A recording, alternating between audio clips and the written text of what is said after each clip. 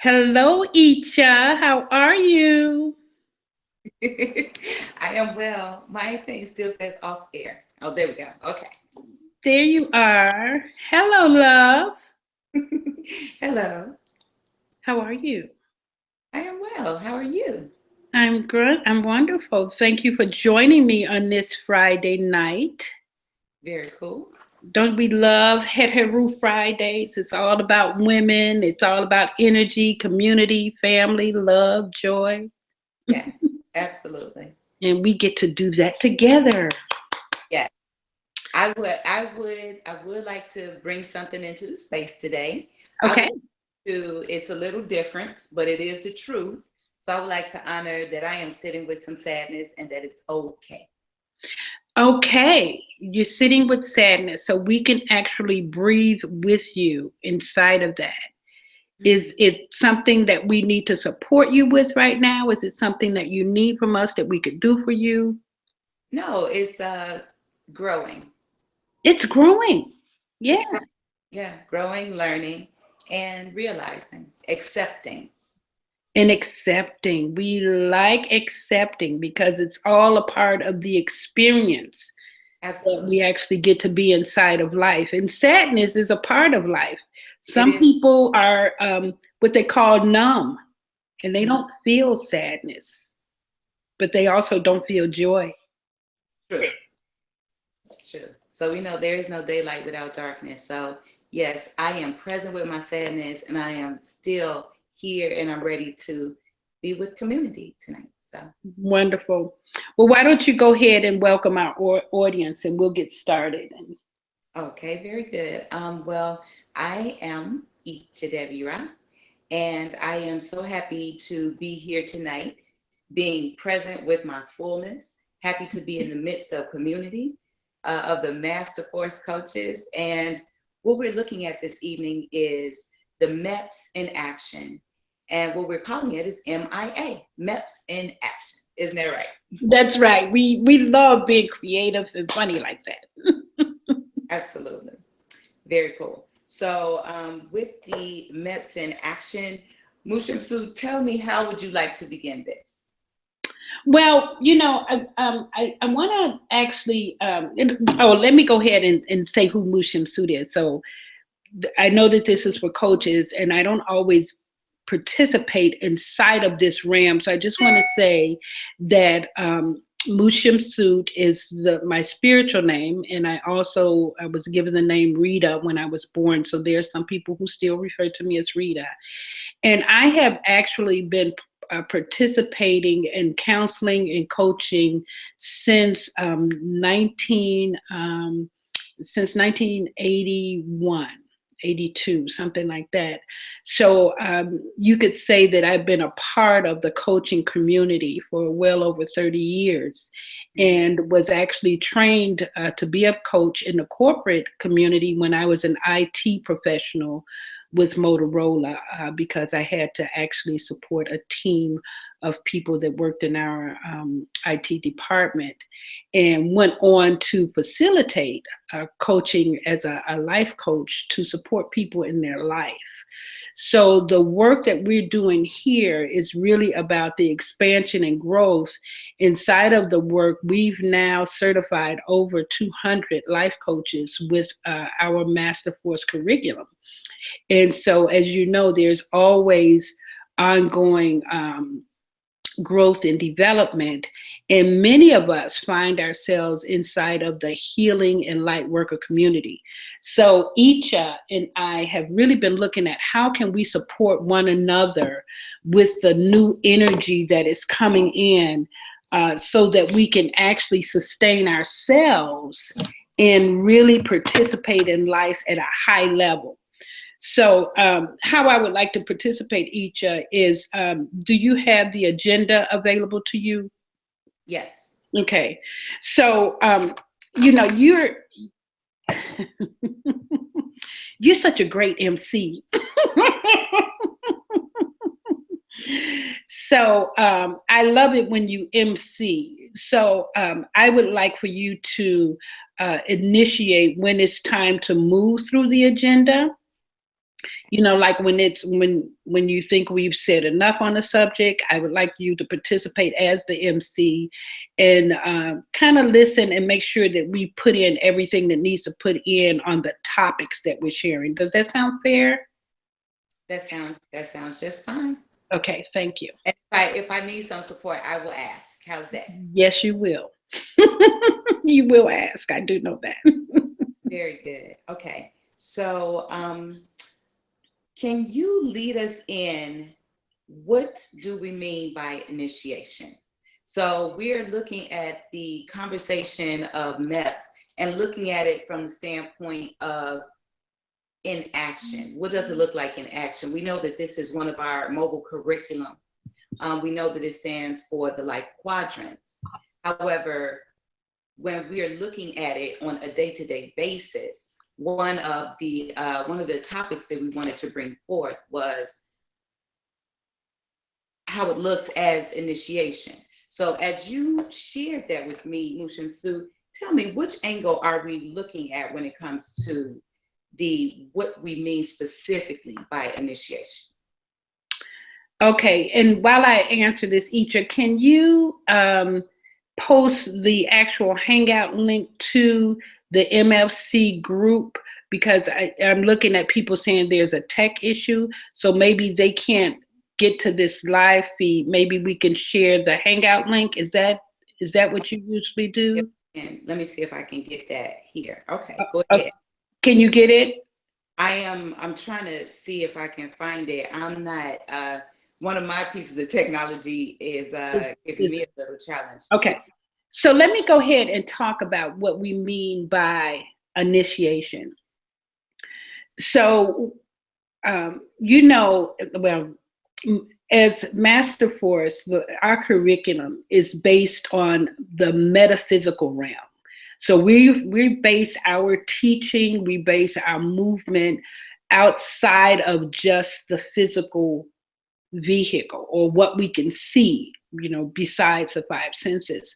So when we say metaphysical, we're saying beyond the physical. So it includes the physical and anything beyond that and the different dimensions and all of that. And so a lot of times you have organizations that tend to want to initiate people into things. You hear people talk about rites of passage that they want young people to go through. You hear organizations and fraternities talk about the different initiations that they have people go through to join them. Well, life itself presents us with initiations, right? There's certain things that, depending on the path that we choose, depending on the choices that we make to accept and remember that path, we're taken through different degrees of information before the universe really gives us another level of responsibility. So in our initiation, we're being taught to do a particular thing or to address a particular thing or to remember who we are because we've brought with us from other lifetimes, right? We brought with us from other lifetimes different knowledge, different skill sets. And depending on how much we ground ourselves and connect ourselves to our soul, we can bring that knowledge forward. So, you know, you hear that we spend a lot of time encouraging people to meditate because that's one of the easier ways to connect to your soul and to get in touch. So in this particular case, initiation is what we're saying that life presents to us. Master Force, we don't do initiations. We do support you through yours, right? And many of us go through several initiations, again, depending on how much you remember about yourself, how much responsibility you take for yourself, and how much you're willing to go into the next level of your life. Am I leaving something out, Iccha? No, you're not leaving anything out that I can discern in this moment. So when you're speaking about initiation and about how life supports us through it, I just want to give a technical check-in. I was unable to get the link to share it. Okay, let me see if I can do it. You go ahead.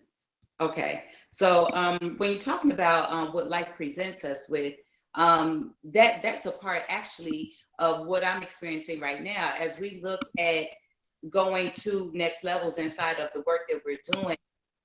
We find, like you said, that there are different skill sets that we have that inform the work that we're here to do. They're our tools that we utilize inside of the work that we do. And as we get the opportunity to step up and to go into the next level, to be able to utilize the tools to go into the next level, that's what we're actually being called to do right now. So we want to put the practices in action. So when we look at the MEPS and we look at the mental, the emotional, the physical, and the spiritual, we look at these as like quadrants so that we can touch into each area to balance the energy. So no, you did not leave anything out. Okay, I'm trying to see if this link works for them. So very cool. So great. So the next topic that comes into the space is, how does illness come into play? And so I know that was a very much so of an initiation for me, and it's something that I'm still sitting with, actually, as I allow my body to come back into its fullness. And it's something that a lot of the coaches have been experiencing also. That's very powerful because, you know, I know for myself, several of the initiations that I've gone through, my first major initiation was when I was 17 and broke my hip, thigh, and knee. So inside of that particular episode, I was actually given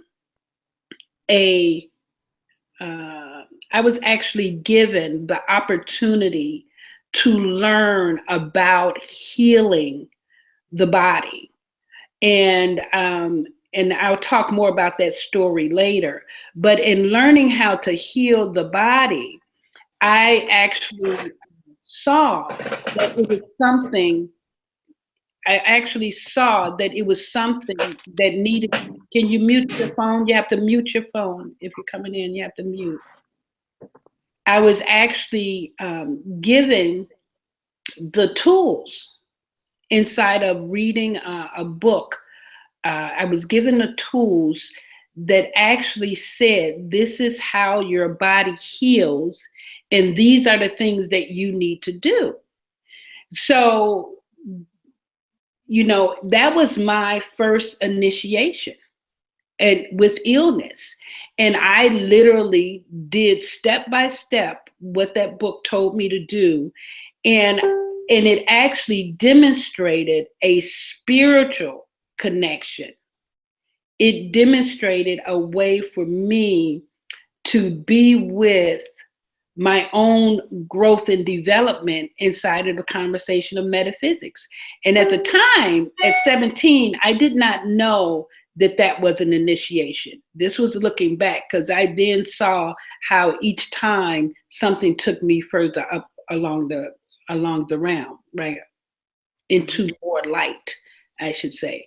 So illness itself, and I don't know, I was actually raised inside of the church reading the Bible, and I studied everything that Jesus ever taught. So one of the things that I did realize is that for those of us who call ourselves spiritual beings, our illness is one of the initiations that we get to participate in so that we can gain insight into what it is to connect to our body, to our mind, into our spirit. That's the Trinity. That is the Holy Trinity. The body, the mind, and the spirit, and it's all right here.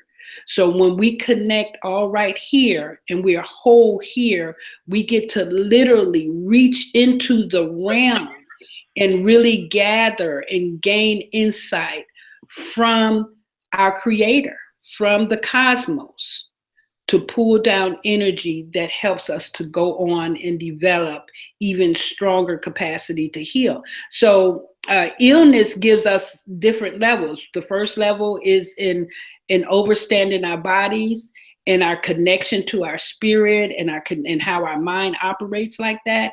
And then it actually gives us chi, it gives us energy so that we can then use that energy to support others in healing. We can literally send energy out from our body to support the healing of someone else. And then when you have group energy, you literally have energy that can go out into a community to support the healing. So that's how illness plays a part in the conversation of initiation. So Iccha, does that land? Do you have any? Yeah, go ahead.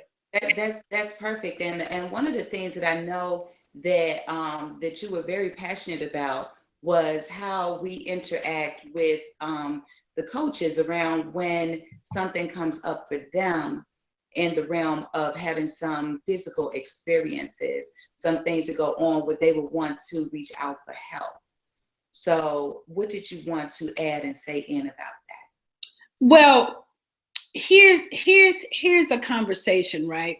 We have been conditioned by society to not believe in ourselves, right? We've been conditioned to give up our authority about our health. We've been conditioned from birth to believe that there is a greater power outside of us that can take care of us. So a lot of times when we get hurt, the first thing that we do is say, oh, I got to go to the doctor. Oh, I have to call and tell my mother. I have to call and tell somebody. I have to, and we fall into a conversation of fear. So most of the time, those conversations about getting help is not necessarily about getting healed. It's almost about the attention, right? It's almost like we are codependent on sickness, illness. It's really interesting because a lot of us don't realize that we've been programmed like this. So we don't want to judge it. We just want to observe. We just want to observe that. And I know for myself, when I broke my hip, thigh, and knee, one of the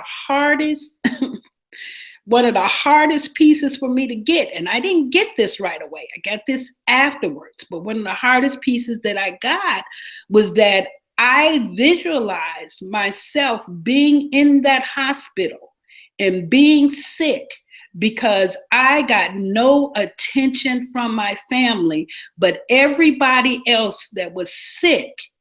So if you were sick, you got a lot of attention.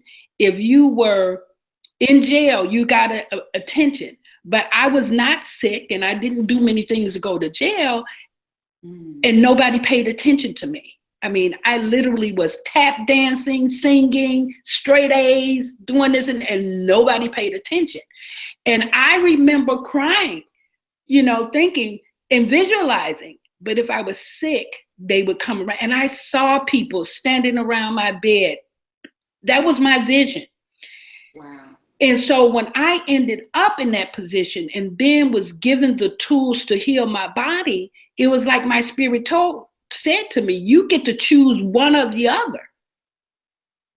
Either one you're going to have, but you get to say how it's going to go. If you want to be sick to get attention, okay, you'll get that, but you're going to miss out on something else. So literally from that point forward, when I had to own the danger of seeking attention through illness, I'm telling you, there is a huge resistance to be well in our society because people get so much play when they're sick. So it's almost like the sage, it's like the warrior. It's like you gotta really, this is why connecting to your soul is so important, because when you connect to your soul, it's so precious and sacred. You don't want to tell anybody. You want to work with your soul. You want to know the depth of that healing within you. You want to discover and create and get intimate with yourself. And it's like, wow, this is really powerful. And then it's a different story to tell when you and your soul come through a major healing. And you don't want anybody to know unless you're actually using that energy to heal them or for them to know about their healing. You know, I've had several illnesses that very few people know about because literally when you get energy from other people to heal, it siphons your power because they feel sorry for you. They're scared. They're not giving you energy to heal. They're not raising your vibration. They're taking from your power because they feel sorry. They're scared. They don't have that same capacity. Wow. So we want to be mindful that when we reach out to people, that we're reaching out to healers. Western medicine is not designed to heal.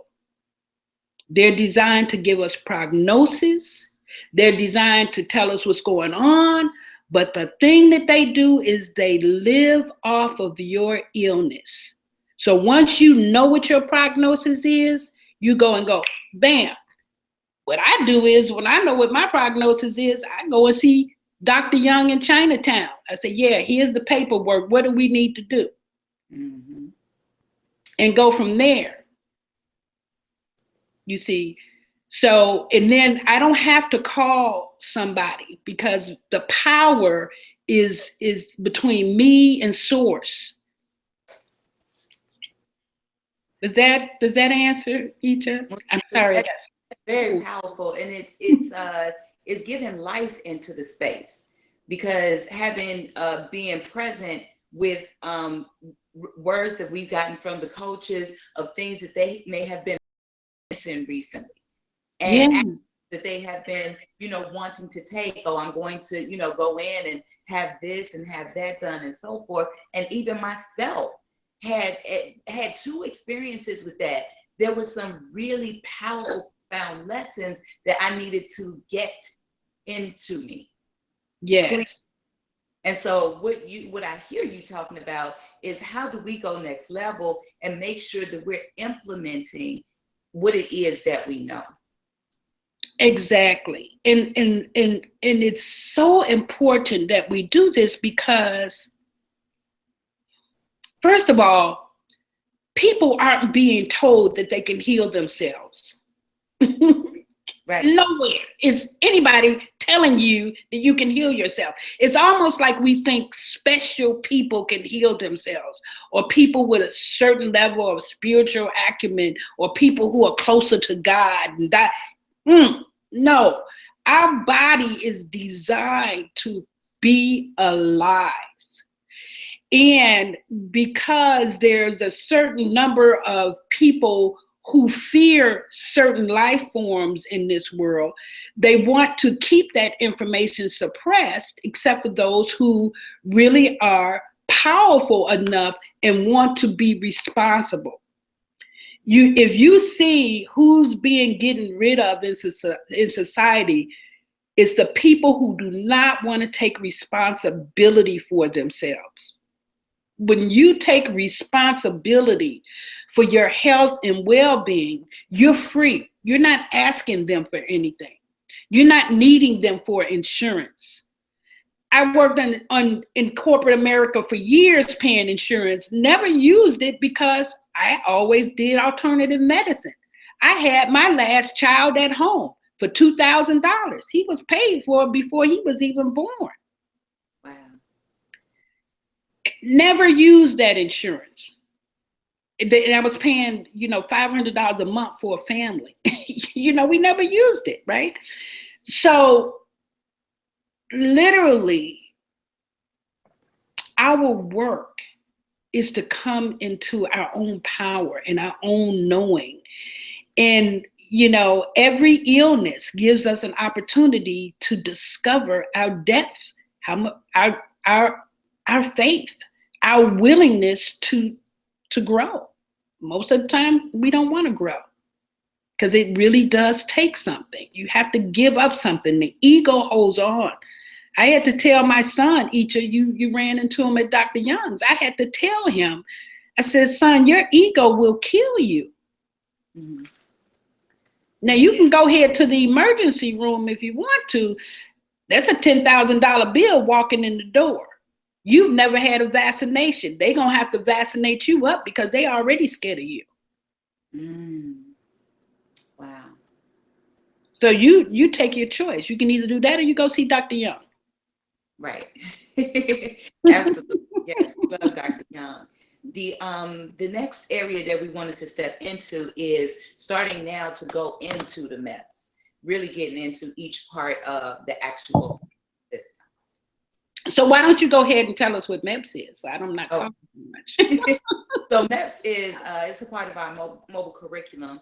Master Force, we have the mobile curriculum because we care about the community in such a way that we are spiritual philanthropists. So there are 3 different flagship flagship processes that we have that we share freely with the community so that people can utilize this to bring themselves up to themselves. So the first one that we always go to, and we say it all the time, breathe into your belly, which is BTC, breathing to center. Mm-hmm. And then we also have the MARV technique. The MARV technique is for manifestation, allowing us to go into the 4 different areas: meditation, affirmation, relaxation, and vibration/visualization. Mm-hmm. That's inside the MARV technique. So then also another 4-part process is the MEPS. The MEPS is the life quadrants. It gives us an opportunity to look at our life in such a way that we can see where's the balance, what's going on in our life. So when we look at mental, emotional, physical, and spiritual, then we get an opportunity to see how we can move forward through our day, and then how we can also put things back into order and alignment when they are out of alignment. Mm-hmm. So that's a little, kind of throughway into it. Very good. I've heard you go very deep into those, so thank you. On other occasions. So in this particular conversation, we're looking at MEPS for the healing modality, right? So when you're working, or when we're working with clients, when we're working with ourselves, our children, our mates, we want to break down the mental, the emotional, the physical, and the spiritual protocol that will support their healing, right? So the mental, the emotional, the physical, and the spiritual protocol. Now, the reason we do that is because a lot of times people just look at the physical, and they might get medication. They might, and hope it goes away, right? Let me figure out. So when you look at the life quadrant, you have the opportunity to go to the root cause of why this illness is present in the first place. What is my spirit telling me? What is my soul trying to get me to do? Right? What is it? Now, most of the time, believe it or not, our soul wants us to love ourselves to the highest level possible. Our soul wants us to put our attention on our well-being, on our purpose, instead of always being so busy and trying to make sure everybody else is taken care of. Our soul is trying to get us to stay grounded here, right here, no place else, just right here. So a lot of times, if we look at the mental challenge or what's going on, let me give you an example. Last year, I was walking from my son's house in Chicago, and just a normal evening, I was walking, nothing unusual, something I do all the time. And I fell on the ground, face first, and knocked loose my front teeth, right? Actually fractured. My chin was busted, my jaw was swollen, my knee was busted. I was like really, I was probably more in shock than anything that I just fell on the ground at 9:30 at night.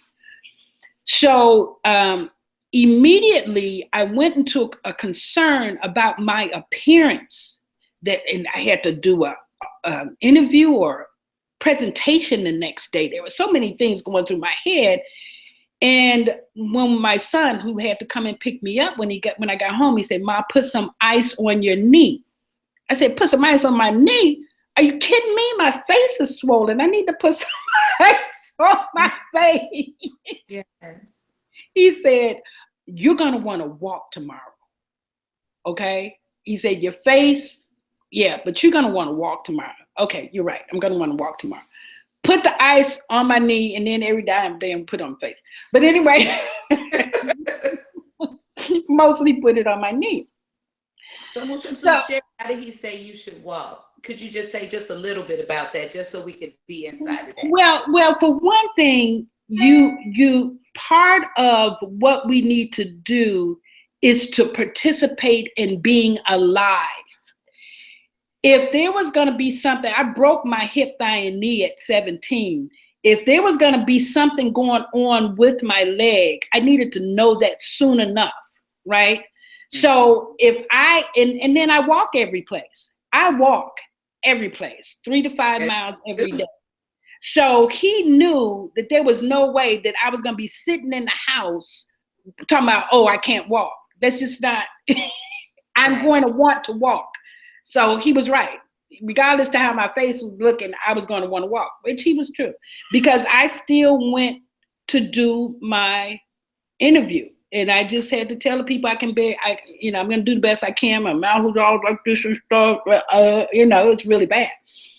And one of the things that did for me, it gave me insight into the type of person that I am willing to be, to move through life, regardless to when things are not going the way that I would want them to go. So you're gonna have to mute your phone, mute your whatever. What do you call it? Yeah, you got it. You mute her. Okay. Mute the mic.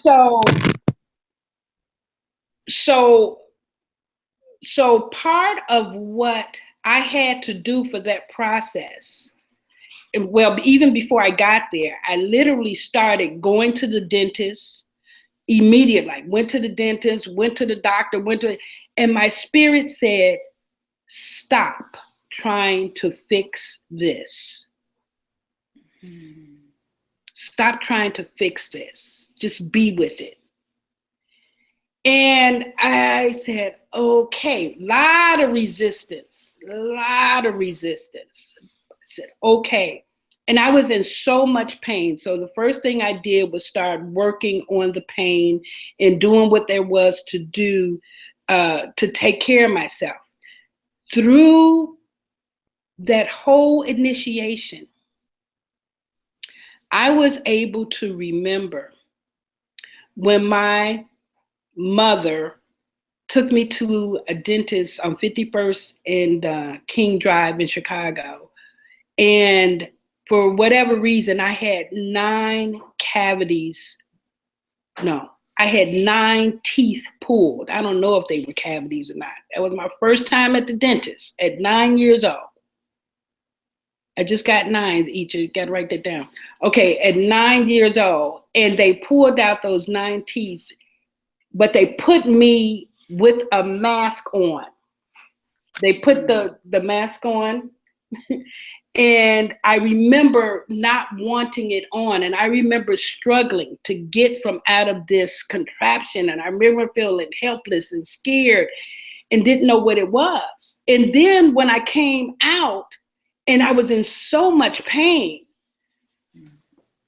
I can remember like thinking, everybody, these adults are crazy. Like there's something wrong with the adults around me. I think at 9 years old, I literally stopped trusting adults. Wow.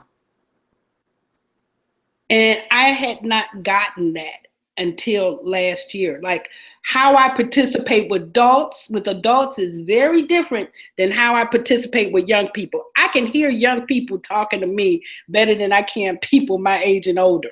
Woo!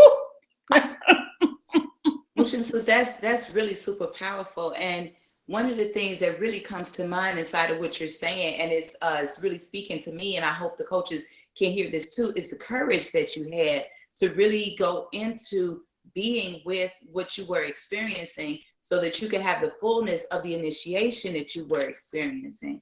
One of the things, if I could share a little, that I was coming into today with my sadness, is it's a part of what it is that we're speaking about. When it's time for us to shift and move into our next levels, we get presented with what our ego is going through, whatever is in the space, and it takes courage to be able to be with that. And the thing is that courage, it doesn't show forth until you actually move through it. And one of the things that you shared with me, Mu Shemsu-t, as I've been learning, is that when I start to get present with these experiences, I realize that there's a gift through the courage. So it's moving through the experience, being with it and moving through it, and realizing that, yes, this is an experience. It really is. Being able to be present with it without trying to fix it. Hear my little boys getting a little, it's all good. I mean, because it's real. Fuck it. Excuse me. Yes, it's real. And to be able to be present and say, okay, this is what it is. Sit with this, be with this. Man, Iccha, I'm so glad you pointed to that, because in society, we're presented with fear. That's all we're presented with every day. There's fear, fear, fear. But literally, fear is telling us there's something on the other side of that. In order to get on the other side of it, you're going to have courage. And what did you tell me the other day? Courage and fear stand right there together. You get to choose which one you're going to live inside. No one's going to make you be courageous. But they were scared the shit out of you, scared you to death all day long. Exactly.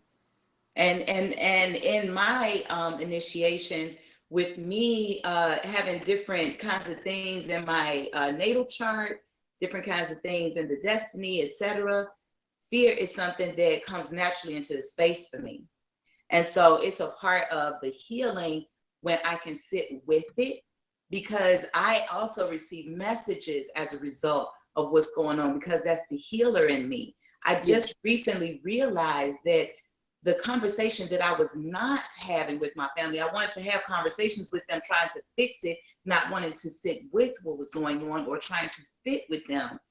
The one conversation that I needed to have was calling forth myself of who I am, being willing to say just clearly, I am a healer and this is my path. And walk it. And to be inside of that for myself, that's my gift to myself. But fear, I had to move through the fear to be able to actually say that, stand up and say that. That's a declaration that I got to create for myself so that I could be myself. And it didn't have to be shared with them. It was something that I needed to be willing to say to myself and to be with myself. Yeah, and one of the reasons that we tend to want, and this is again goes back to, we want other people to get us before we're willing to get ourselves. We almost give more people power to affirm who we are. We want people to tell us how magnificent, how great we are, but we go home and the first thing we say is how awful. Oh, that was horrible. Oh, you're this and you're. It will. Nobody could ever acknowledge you enough if you haven't gotten present to your own greatness. And I mean great without doing anything, without looking at what did I accomplish today? What did I achieve today? None of that points to your greatness. None of it. It's so interesting. I was thinking about how I would go and do all these amazing things, and I would come home and my children, I say, oh, I just took a group of kids to Egypt. And my kids would be, what's for dinner? Where is so-and-so, so-and-so? Can you sign this paper, or can you come up to the school? Wow. What was most important to them was, are you loving me? You see, so we have to get back inside of our conversations of self-love and love for those closest to us, because you can be all great in the world. You can look for all the accolades in the world. But when you walk in that door, is love bubbling over? That's where your healing is going to be real. And that's where our healing is directly connected, because our children heal from our experience with them. We have more energy to send it to healing with our children without saying a word. Without saying a word, we can send healing energy to our children. Without saying a word, we can send healing energy to our mates, or anyone we've connected intimately with. From now until ever, if we connected intimately with them, we can send healing energy. And the same is true about them sending energy to us. So this is why when you're putting yourself out into the world, you have to really know who you are, because you may not want all of that energy coming towards you. You may not be grounded enough in yourself. It wasn't until after I failed that I found out that I was born during a Mercury retrograde and a Uranus retrograde. And Timothy said to me, Moot, you have to be careful because you could fall unexpectedly. He did not know about my falling. Wow. He did not know it. I used to fall all the time. I broke my hip that night. I mean, come on. You know, and these were major initiations to the next level. Wow. That is really powerful. It's powerful when you do the work. Now, if I would have went and just immediately went to the dentist, spent $20,000 for them to fix me a beautiful crown, I would have never got to the depth of my soul. I would have never gotten to that. Absolutely. Wow, absolutely. So now I'm looking at like what's next, and I'm wondering, it says resources, but then it also says rituals. Which one would, let's see. Well, did we get, so were we clear with MEPS? Did we do a clear enough conversation about MEPS? Because I guess we can tie in the resources and the rituals with MEPS. Can we do that? Maybe that's okay. Do you want to do it inside of our stories of what we do, or how? Yeah, okay. That would be great. I would love that. So why don't you go ahead and that? Thank you, Iccha. See, That's it. That's it. Teamwork. Teamwork makes the dream work. Well, one of the reasons why this conversation precipitated, like me and Mu Shemsu were talking with each other, and we were having a conversation like we have. Mu Shemsu is my buddy. And so when we, talk back and forth, we share about, what's working, what needs to come up to the next level, those different types of things, and what we're doing, or maybe need to see what's missing in the space in order to, move us forward. So as we are sharing, we were like, you know what? we became clear that we don't share enough about what does it actually look like every Yeah. day. What does it actually look like? How do we, get up and order the day utilizing utilizing MEPS? And so it just so happened that when we were talking that day, I was sharing with her something that I was experiencing that day. I was having a wonderful morning. And I said, look, I did this, this, this, and this. And she said, bam, that's MEPS. Let's, write it all down. And so basically what occurred that day was that I was laying in bed and I was waking up. I woke up and I was feeling grateful for being awake, being alive in my bed. I was sitting there like, wow. And then I thought to myself, and so this is the mental part of the MEPS. I thought to myself, what is the purpose for today? What is my intention for today? So I was inside of the mental realm of creation. Let me set my intention for today. And so inside of that, I was like, wow, okay, here we go. And so I'm trying to remember what day of the week it was. It had to have been Monday because I was doing things around the house, nurturing myself. It was my day to myself. And I was sleeping in too. Nope, it was Tuesday. I remember now because I was waiting to see if there was an alarm that might wake me up. And it was Tuesday. Remember, it was like first Tuesday of the month, whatever. Yeah, yeah. But anyway, so it was a Tuesday. And actually, I was a little bit more active that day. So I see now what it was. So on Tuesday, I sat there and I said, my intention for today. And one of the things that I knew I was going to do was do a little extra cleaning. I ended up washing my floor that day, and I also ended up doing some other things. So when I was laying there and creating my intention, I found myself getting excited. That led to that's the emotional side of myself that I was being present to. I allowed myself to get excited, like, oh, okay, well, what can I do with this day? What do I have the opportunity to be present to today? And there were two things that I was present to. So this then now goes into the physical. I was being present to the home environment, and I was being present to my home environment for my soul, my avatar. So I was inside of that day creating that I was going to wash the floor, that I was going to dance. I was doing some singing and moving around. So on the physical level, I was addressing both my home and also my avatar. And so then on the spiritual level, I started dancing after I got done doing the cleaning. While I was dancing, I started getting downloads. Different things started coming through, and I started taking notes about different processes. And then I took the notes about this, and then that's where we came up with MEPS in action. That was one of the things as we were talking about it, because I talked with Mu Shemsu-t after all of this had taken place. And actually I told her, I was like, Mu Shemsu-t, I was dancing with you this morning in the kitchen.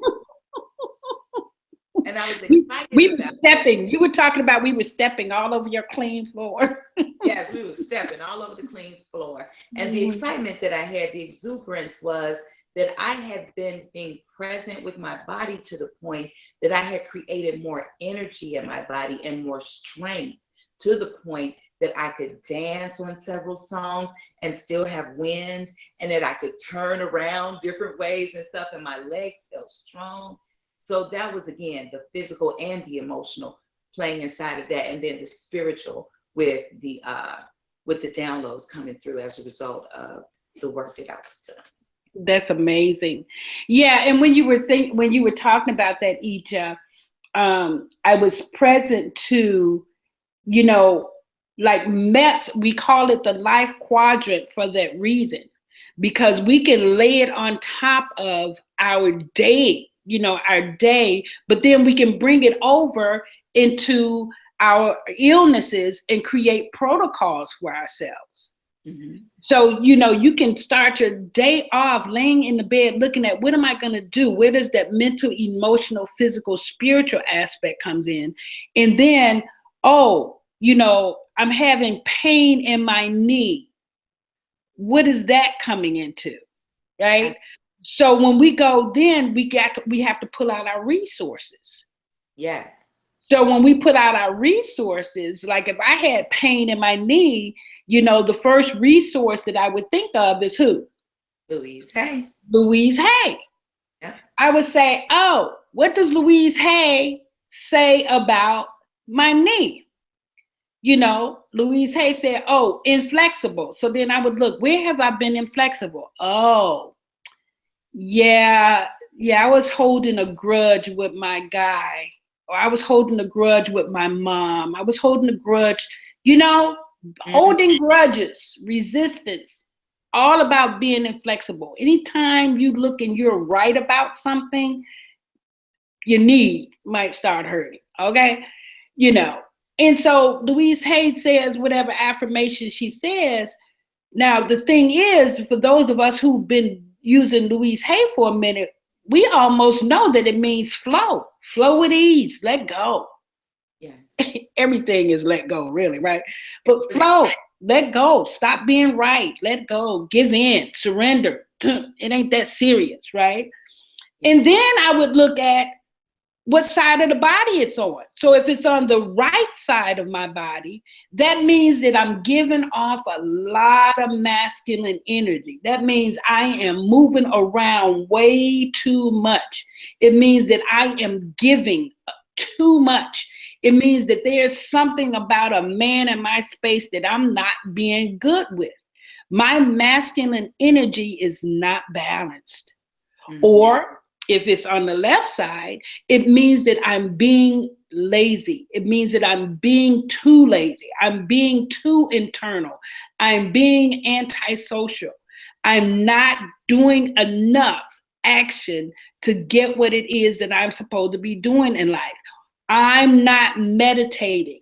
I'm resisting meditation. I'm afraid of the truth within me. All of that is left.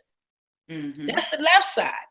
So now I go and get the affirmations and just really go into starting with the mental.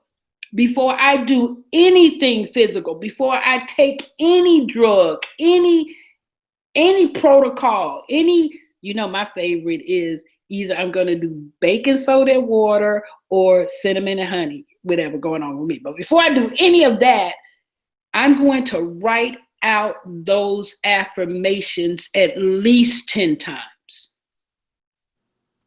At least 10 times to ground myself inside of letting go of that perception. Because sometimes we can get very rigid in our views. Especially when you've been doing this work for so long, you think that you are right all the time. All the time. And here's the truth about it. What's right for me is not right for you. Mm-hmm. So it's not on me to make you get that I'm right. That's why you don't have to argue. Exactly. You don't have to get me for me to know that I'm right. I'm going to say what I got to say, and that's all I got to say. I don't have to say my same point 5 times. You don't have to get it. I'm going to give it to you. You can do what you want to. When I hear yours, I'm going to take it in, and it can expand my experience. I don't have to even agree with it, but it still adds to the expansion of my experience. Wow. I know a little bit more about something, whether I agree with it, whether I like it, whether I use it, I don't believe it. I don't have to do any of that to take in someone else's perception or viewpoint. That's powerful. Right. And so now my emotions have begun to clear up based on the mental work that I've done. I've shifted my perception. So my emotions have begun to open up. Mm. So now physically, whatever there is to do, maybe all there is to do is yoga, stretch, breathe, Go into your body, feel yourself, let it go, release it, walk, do something else.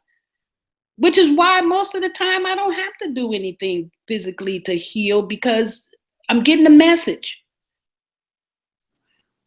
And so then, you know, if you're not getting a message, you sit spiritually, you sit in meditation, you sit with your spirit.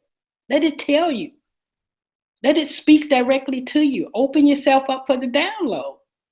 Or like Iccha said, dance and let the download come. It's going to come either way when you just be still and be with it.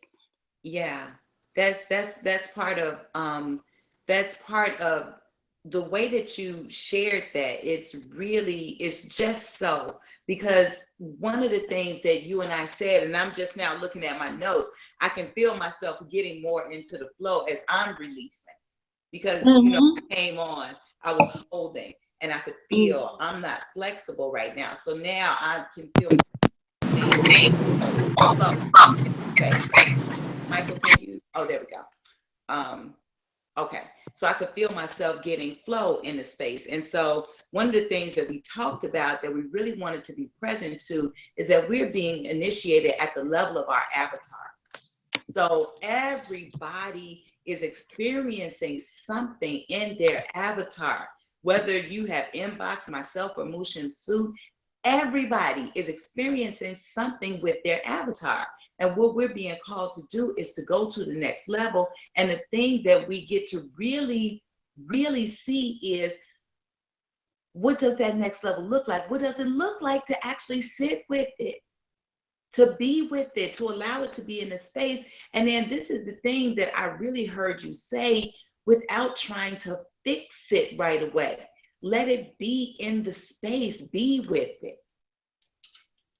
Yeah, you know, it's so interesting. And I've been posting in the group a lot of the things that I normally would keep between you and I, maybe Greg, you know, but I've been posting more things in the group because they're very esoteric. They're way beyond. I remember when we first started talking about Bringers of the Dawn, and I said to you, I said, do you think we should put that into the curriculum? Because we didn't have Bringers of the Dawn in the curriculum, because it talked about other dimensions. It talked about extraterrestrials. It talked about aliens. It talked about being able to see things and other spirits. And it talked about the ability to transform and regenerate your body, that you would be able to regrow your cells and regrow a number of different things based on your ability to recharge your DNA. Well, we started introducing the conversation of recharging our DNA with Bruce Lipton when we talked about epigenetics. Yes. You know, and if you think about it, when back in the day when I broke my hip, thigh, and knee at 17, that was in 1977. And I had been laying in traction for 3 months with this leg, right?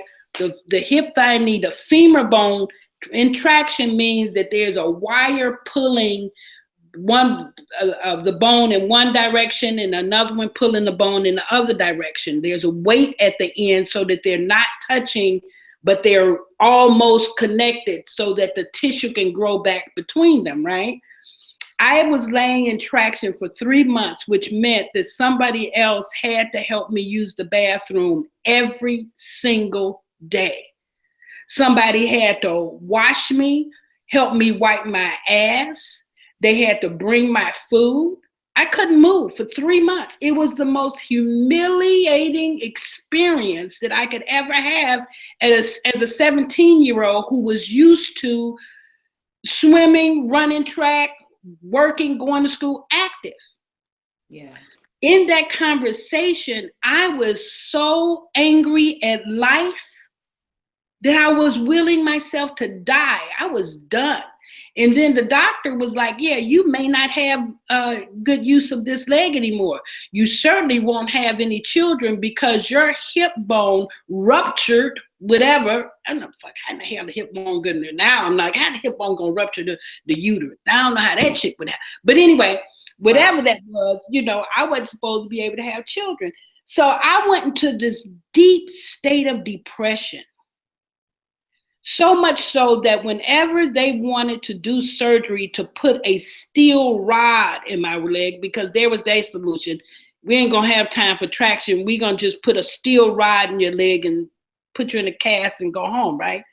Well, every time they went to do surgery, I had something going on with my lungs. One point I had blood clots in my lungs. Another point I had pneumonia.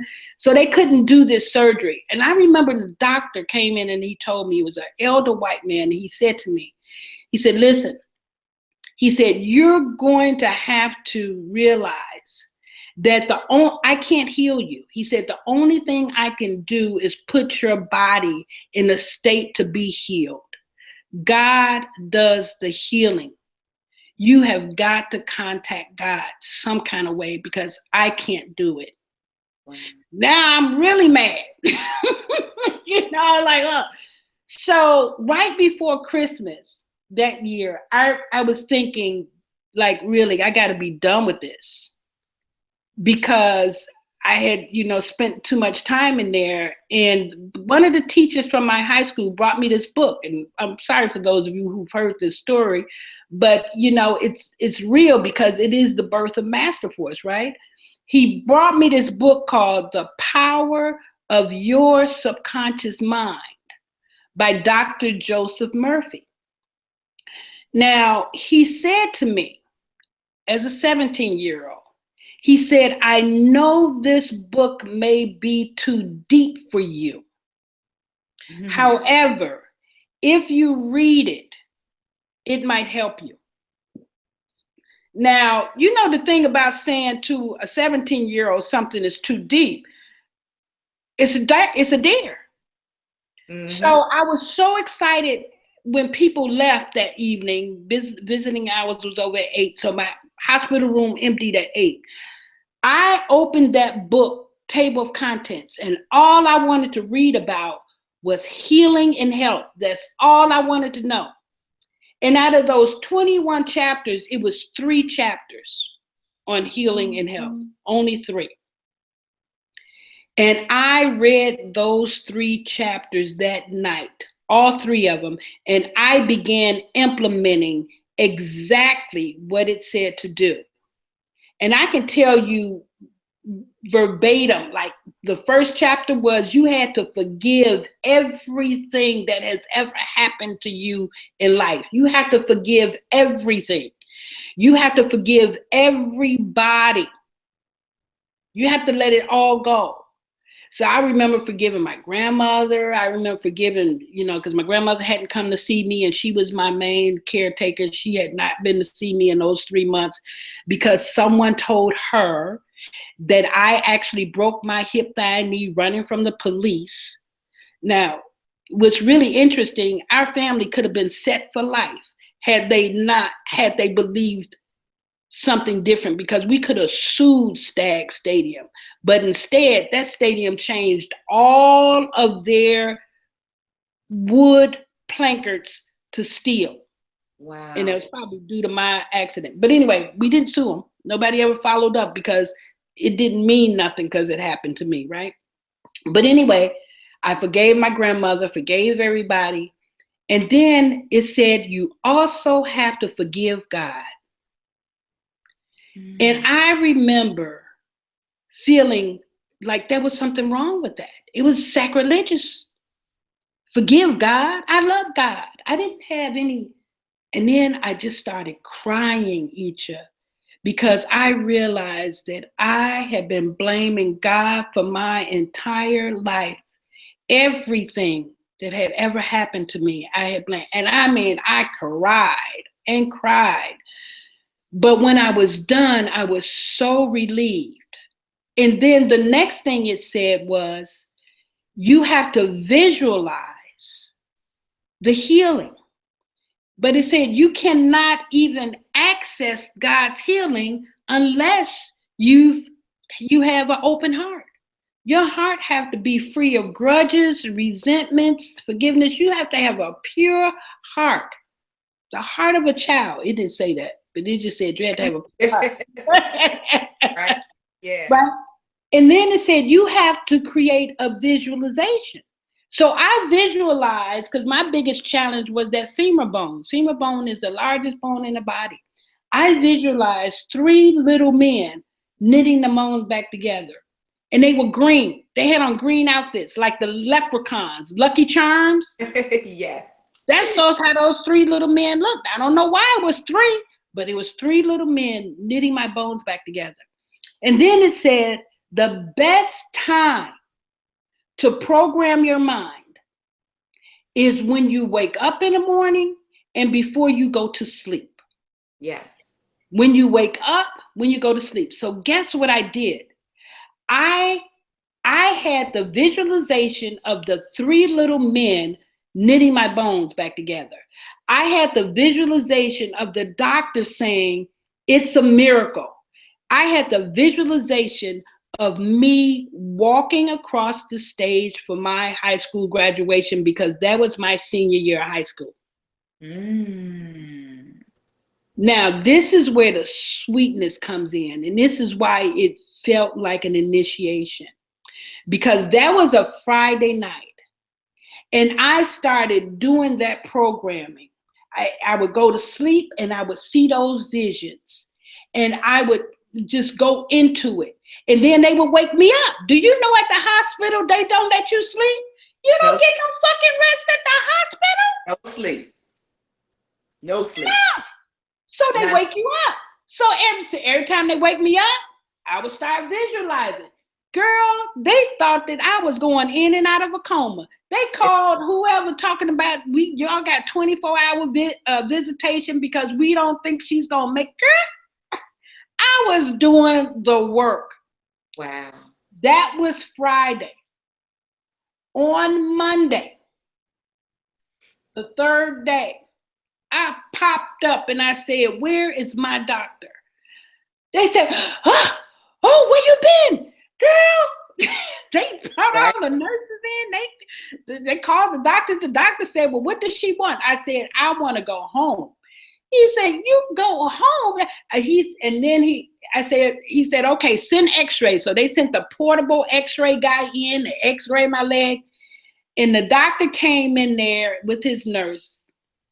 And he said, you must have contacted God.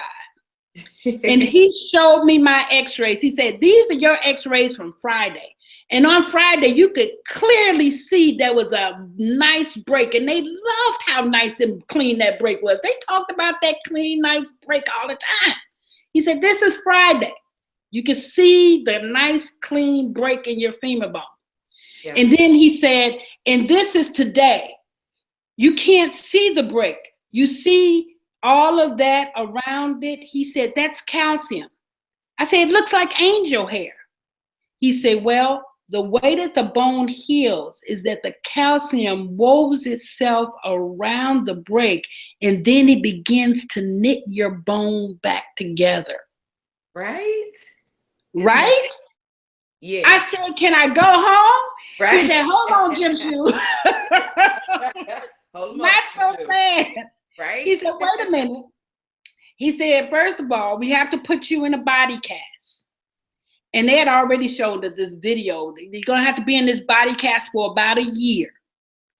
And he said, but you have to wait for the body cast to dry for at least 24 hours. So you'll be able to go home tomorrow.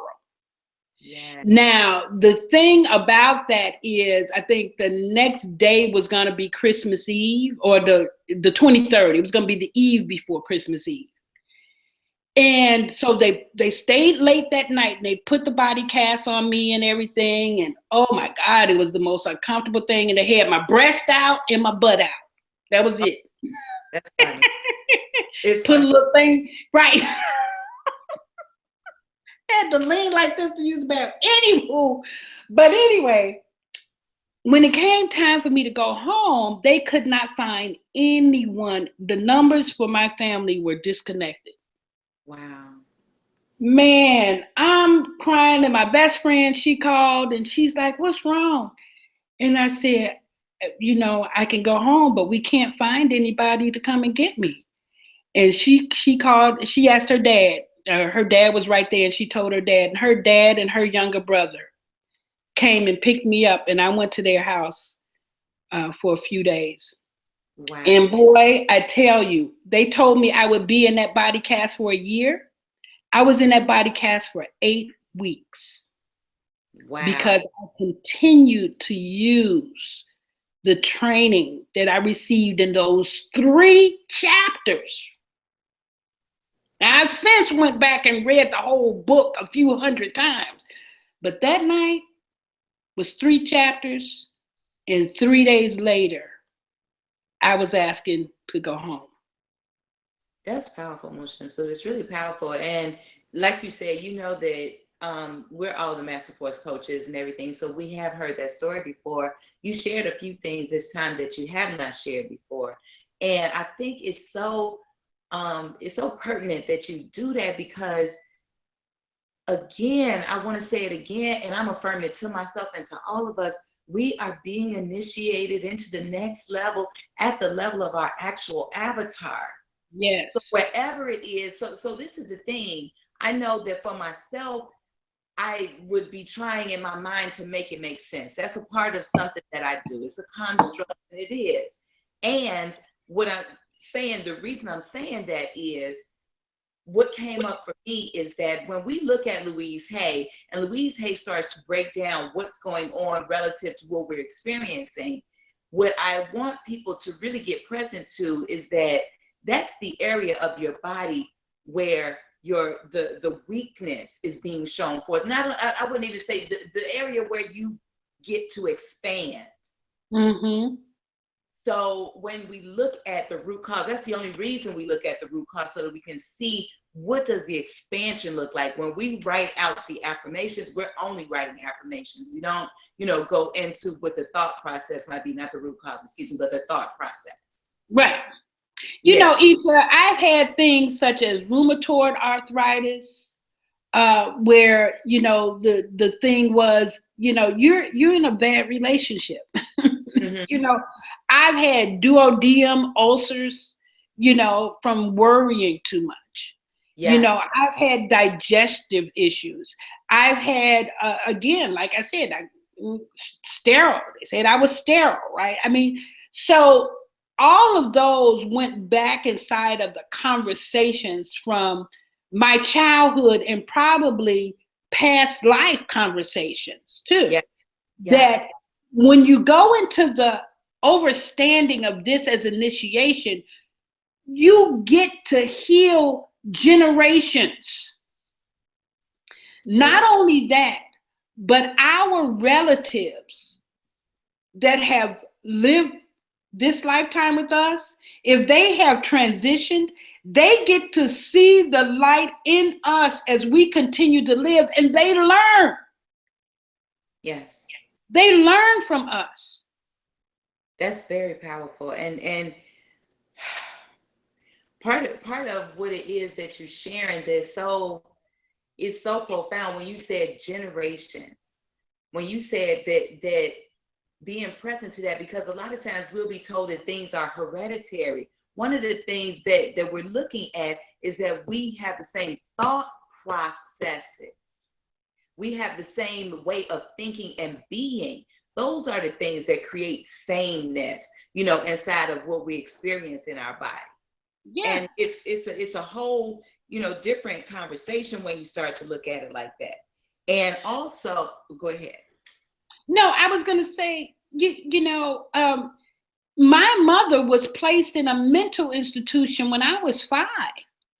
And the more I loved studying and reading, I would go hide in the closet and read. I mean, my mother had the encyclopedia. That was our reading material. Great ideas books, the dictionary. I mean, these were things that I loved reading. So one of my initiations before illness was my mother being put in that mental hospital. And literally, I started studying how the brain works when I was like 8 years old, because they kept saying she lost her mind. She lost her mind. That's all they ever said. And I kept thinking, well, I help people find this stuff all the time. I help grandmama find this, and she always lose her glasses. And she said, Rita, go get my glasses. You always find them. So I'm thinking, I'm going to find out how to find my mama's mind. I started studying how the mind works. I was reading Khalil Gibran when I was 8 years old. Wow. Okay. I was reading the Bible. I would go to church every Sunday. I got awards because I knew the Bible. I knew all the books of the Bible. I could quote scripture. Matter of fact, I was preaching down in Mississippi at 4 and 5 years old. That's how well I knew the Bible, right? They were waiting for me to come down there and preach. These are all revelations that just came forward doing this whole initiation with my teeth. But anyway, you know, when I went through that initiation about my mother's mental illness, never did heal her. Never. She never was an integral part of my life, except that she put me on that path.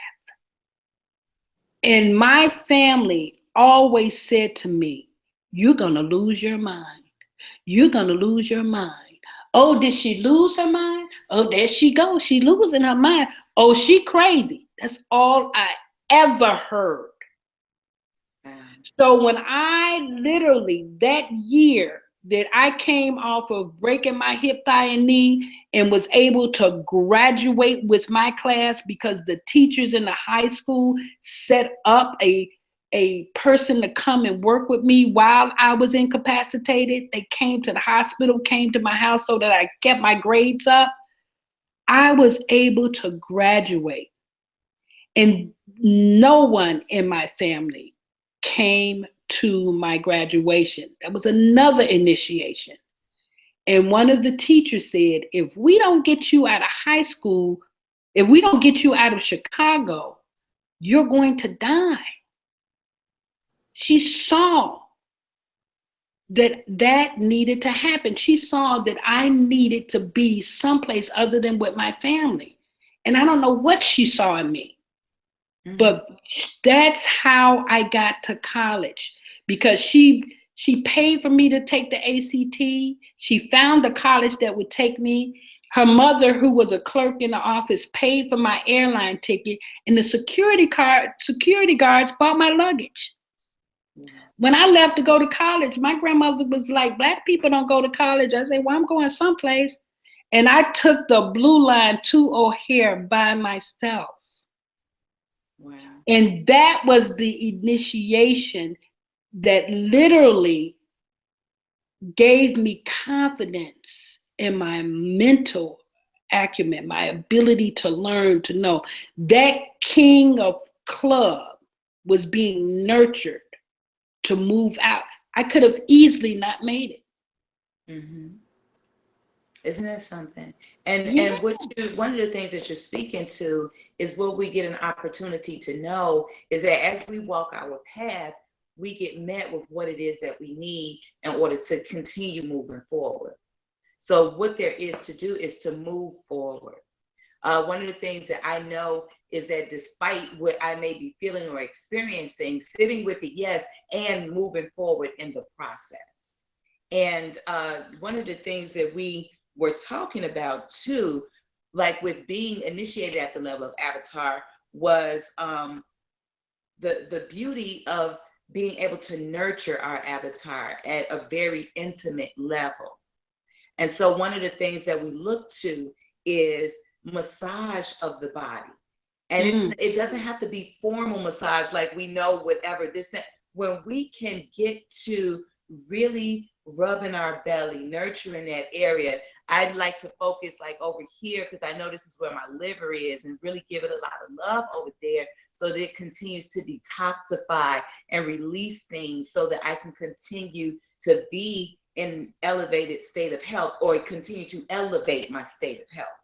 And could you even imagine, we'll go and we pay to get a massage, for about an hour.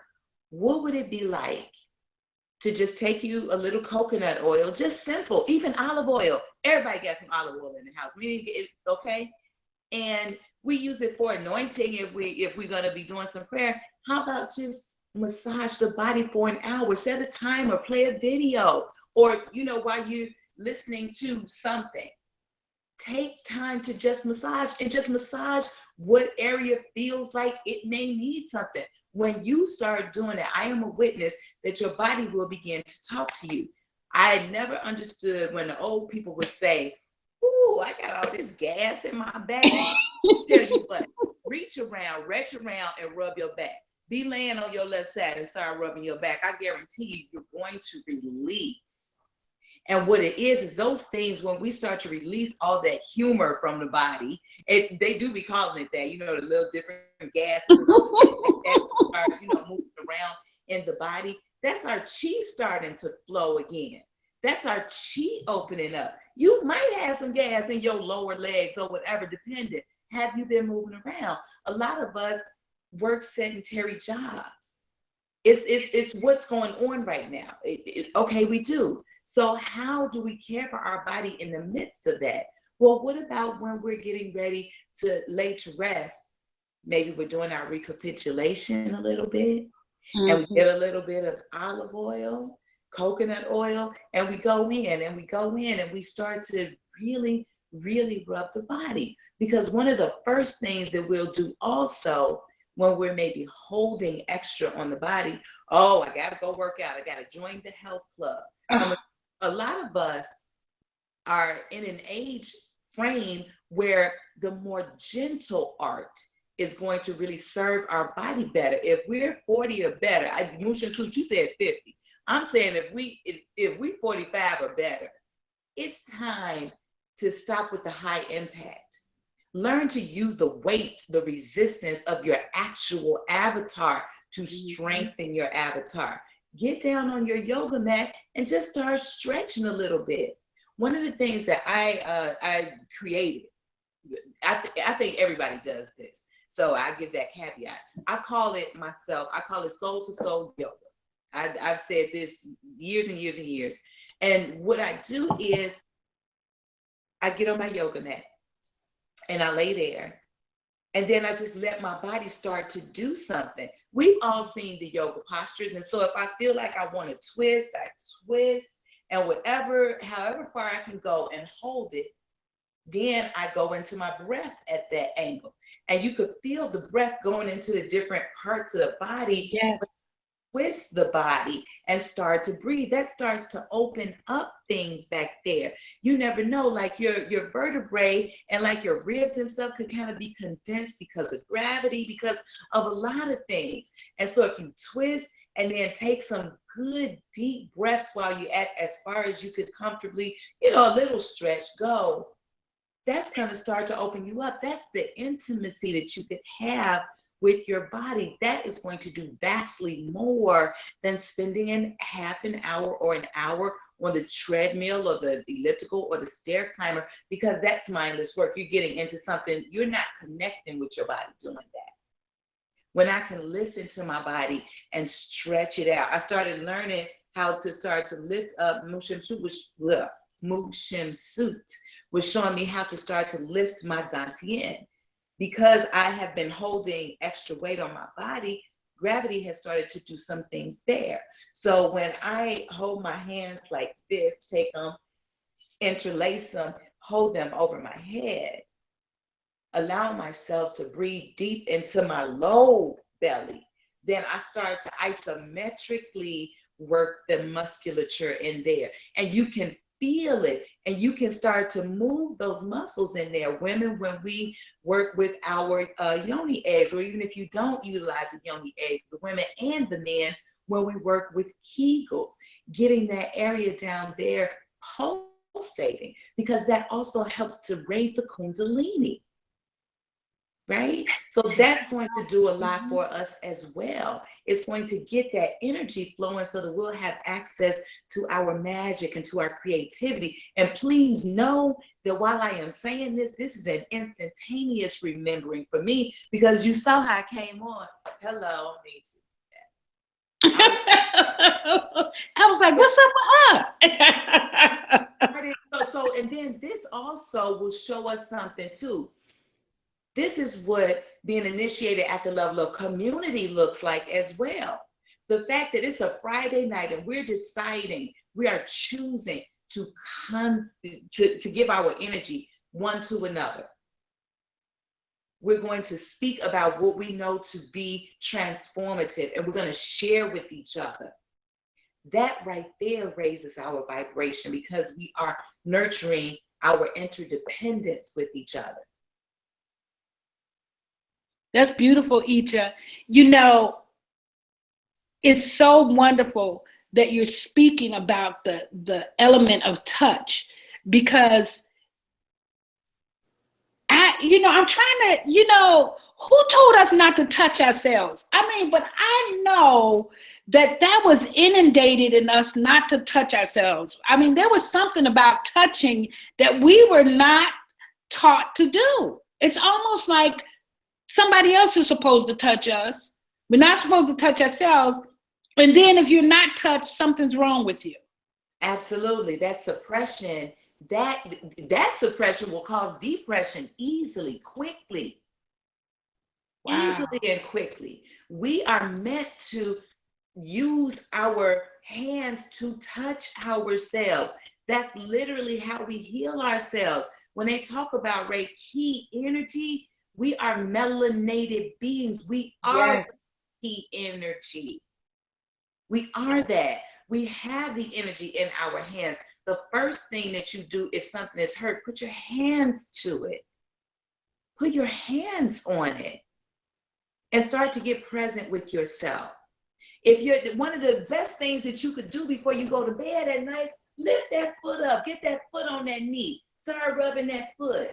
Baby, because this thing, you're flexing the knee, you're going to get the points under the bottom of the foot. You're going to get some movement inside of the ankle. You'll probably be sitting up straighter. You're going to create some opening in the hip area. And then when you do, because we're lopsided, because we drive on one side of the car, a lot of times, even if we ride the bus, we're drawn to one side, we're lopsided. So then we start to get present to, let me bring that other leg up. One of the legs gonna be easier to put than the other, because you always put your pants on one leg first, So we get to do that. Mu Shemsu-t, what's this? Look, what am I doing? You raising up your jaw. Exactly, and that's how we balance our face. Our face is going to become asymmetrical because I'm giving somebody the side eye. Well, when you give somebody the side eye, like they do that little thing on Facebook, side eye, when we do that, cutting our eyes and rolling our eyes, we're doing something. We're dislodging the symmetry, the beauty in our physical form. We can put it back. Yeah. Iccha, it's so interesting because you talked about the parts of your bodies that you rub. The parts of the body that I rub are my face, my breast, and my stomach, because those parts of my body are not emphasized through the day, right? It's so interesting because you're the one that taught us that the lymphatic system, right? Like the face does not have a release valve.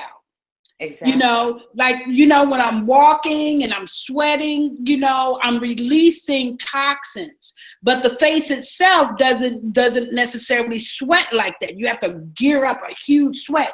But if you literally massage your face on a regular basis, you release toxins and you help to heal and actually, regenerate your skin.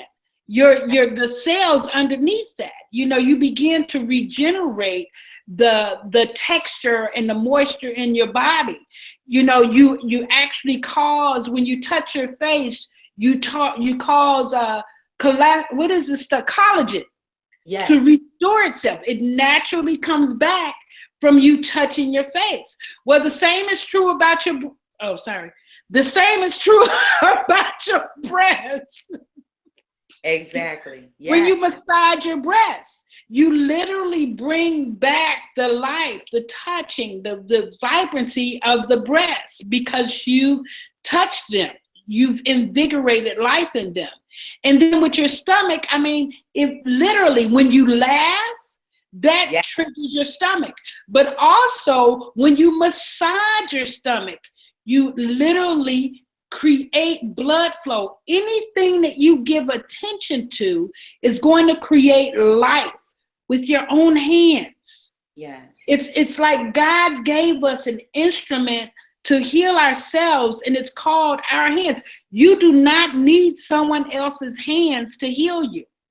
Absolutely. Your hands, and they're activated by, our mind and our intentions. Yeah, that's great, Iccha.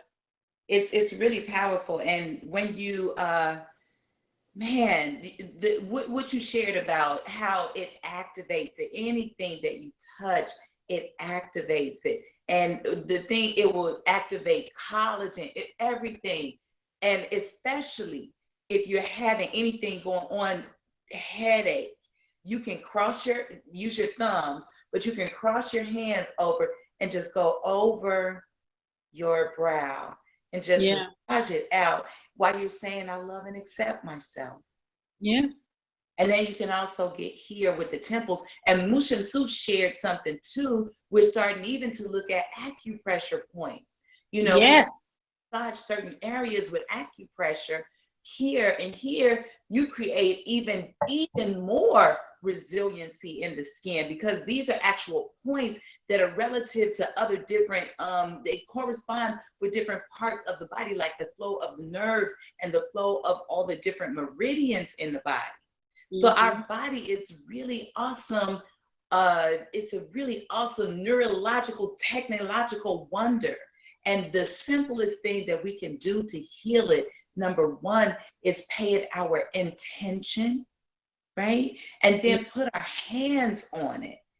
Really do that. And like rub your arms like in the opposite direction so that you create blood flow back towards the heart. Those of us, if we've had our hearts broken, if we've been upset about something, doing that and then getting a soft circular motion here around the heart, creating the heart actually is more so in the middle of the chest, more so than over to the left. It is a little left, but it's kind of more so in the middle. So if you rub that heart chakra area, and then Mu Shemsu-t, remember you had me doing the Qigong movements, 19 times in one direction and 19 times in the other, where we really rotate ourselves around. That's going to help with our digestion. And so then this is really, it's vital, because what I know that I have heard so many of the coaches say, I'm going to do this test, I'm going to do that test. And it was only when I took my last test at the doctor that I realized we have to stand up and do what we know to do. Yeah. So we share with our clients that, we can heal ourselves and look at Louise Hay and so forth and so on. That's where we get to actually look to see how do we become present with our bodies, with our intention and our attention.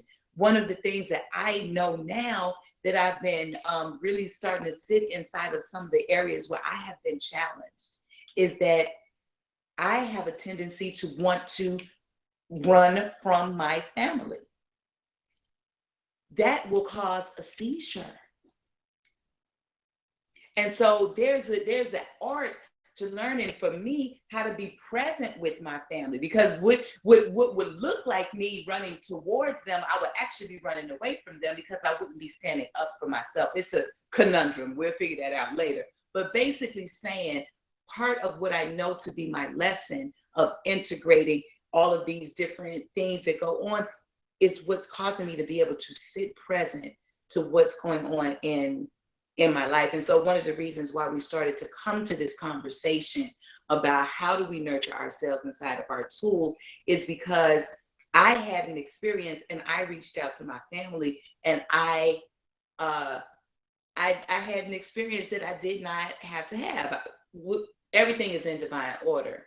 But what we're saying is, as an interdependent community of nurturing, supporting healers, how do we support each other? Let's be accountable for each other and direct each other to do what we know to do. If somebody call you and say that they're going to do thus and so on, whatever, are we just going to agree with them and say, yeah, go and do that?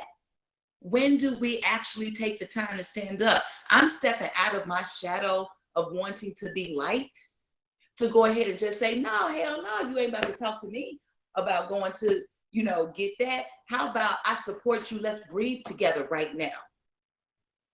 Let's do that right now. Let's breathe together right now. Then let me grab my Louise Hay and let's see what the what is. And you start writing your affirmations. Well, here's why I want you to know how serious this is.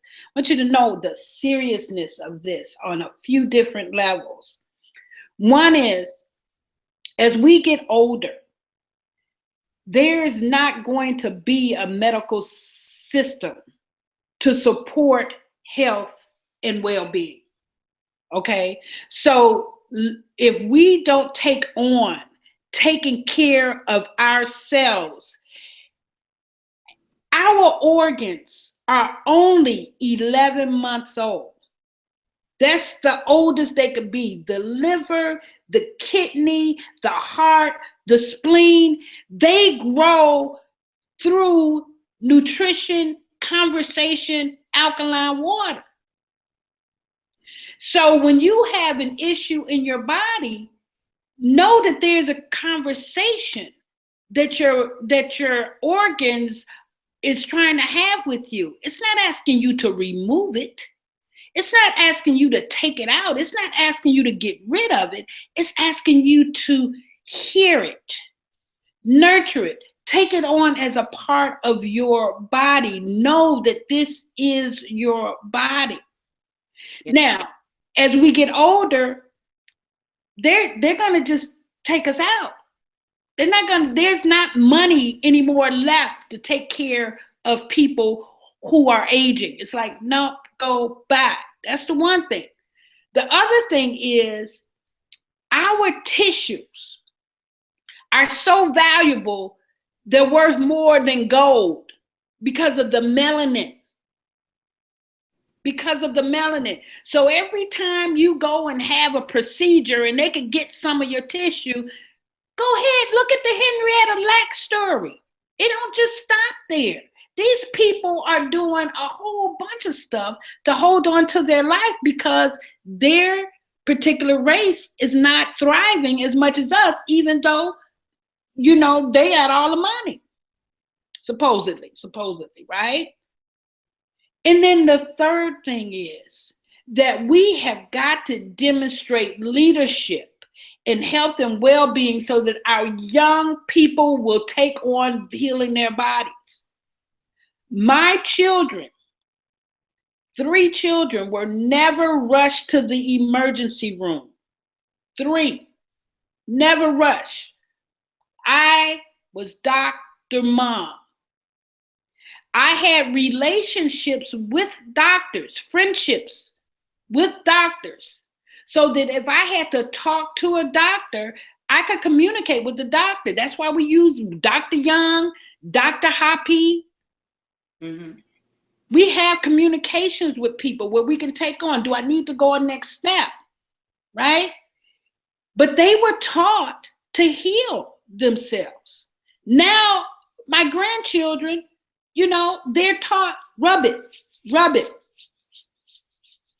I walk in the door, if my grandson, my oldest grandson, if he's not well, he comes directly to me. Mima, what can I do to feel better? He doesn't go to his parents. He comes directly to me because he knows Mima has the answers. They have not. One time he walked into a pole at the park, bust his head. His mother was hysterical. She came ready to take him to the emergency room. I told my son, do not let him take him to the emergency room. Do not. Whatever you do, we can fix this at home. She was frantic. They got him home. Do not take him to the emergency room. This is what we need to do. If you take him to the emergency room, he's going to have a scar the rest of his life, because at the emergency room are graduates, not trained cosmetologists who,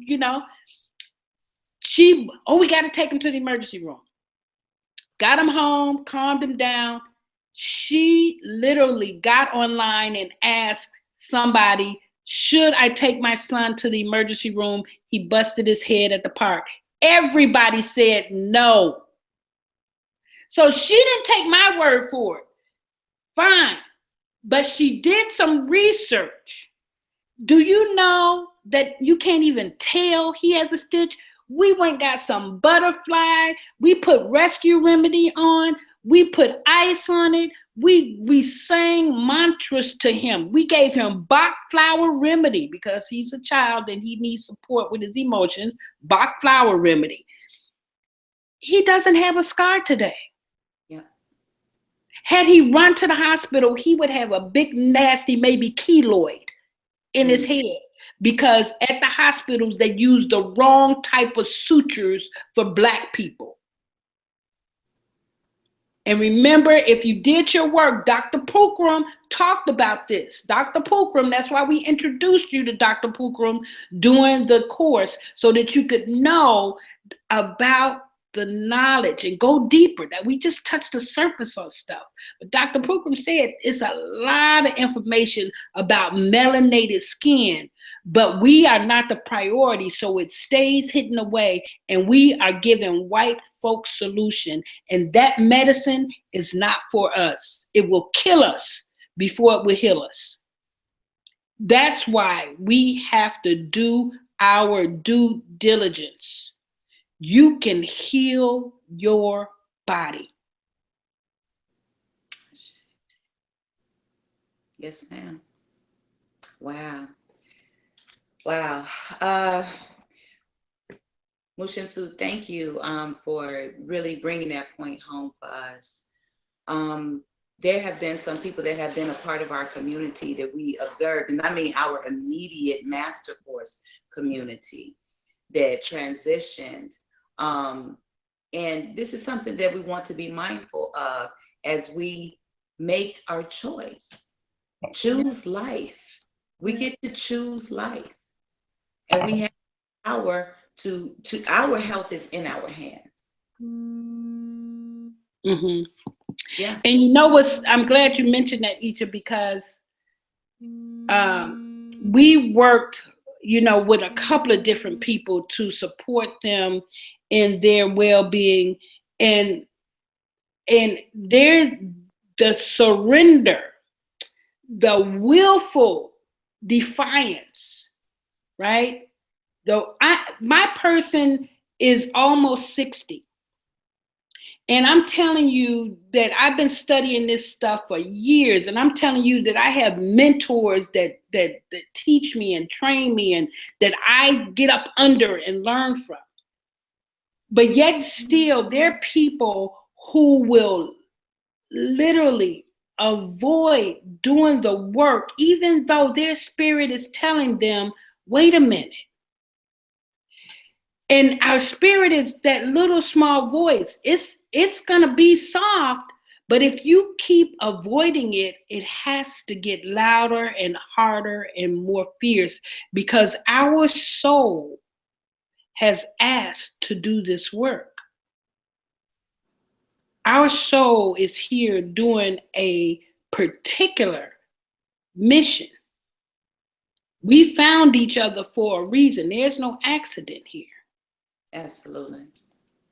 So literally, even these days, I have to remind myself that it's okay to let people die. You can't force them. You can love them. But I tell you what I don't do. I don't waste my time with people who don't want to heal. I'm not going to give you my attention if you refuse to take responsibility for yourself. And that can sound harsh, But it's not good use of my time to give you more love than you're willing to give yourself. And don't ask other people to give you more than what you're willing to give yourself. Everything that you need is in you. I can see your greatness, just like you can see everybody else's greatness around you. So be willing to give to yourself at that same level. Give to yourself.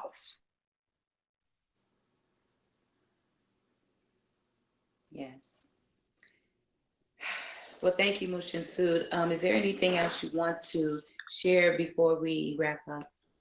No, except that next week, we'll be back again talking, maybe some other coaches will join us, but we're going to have a conversation about death and dying. Here we go. Here we go. It's time. We're on a mission. Mm-hmm. We're on a mission. This is not certification, look at me, yeah.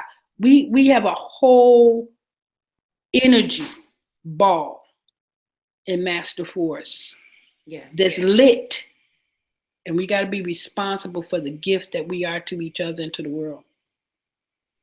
Ashe. Thank you, coaches, for joining on, and we will post this in the group. Thank you, Iccha. I love you. I love you as well. Thank you, love. All right, peace. Good night.